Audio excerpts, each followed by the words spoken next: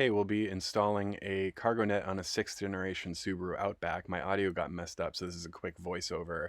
All you need is the template that comes with the instructions. That'll be something you cut out in advance. Optionally, a tack hammer with a nail, and that helps you mark the center punch accurately. And then we're going to step up the drill bit from a 1/4 inch to a 1/2 inch, and that'll drill in the anchor points. And this is all the plastic waste that's going to be coming out of your car, so it's really not anything to worry too much about. The rest of this I'm just going to let you watch. It's pretty self-explanatory, but I start by applying the template and then making the center punch.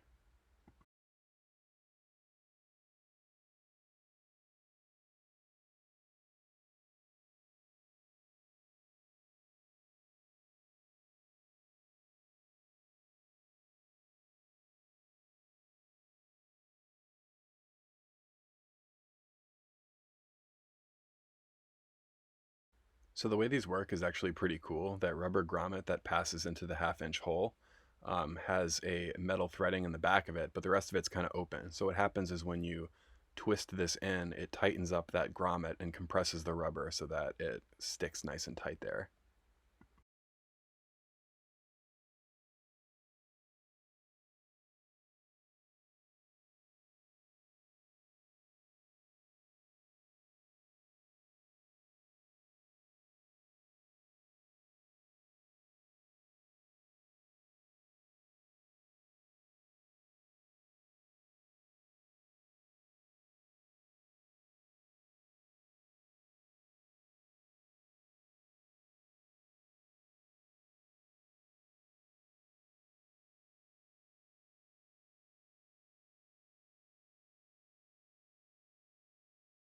If you haven't had a car with one of these before and don't know what you're looking at, this vertical cargo net is basically a place to put grocery bags. So you just peel open the 2 layers there and it stabilizes your bags upright.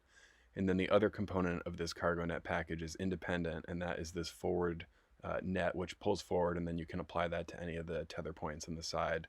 The Onyx has, I think, a few extras, but there are a number of places where you could use this to pull over loose cargo. And that's about it. Sorry about the sound issues, but all you missed out on were some nature sounds, and hopefully you hear enough of those in your own Subaru journeys. I hope this video helps, and thank you for watching.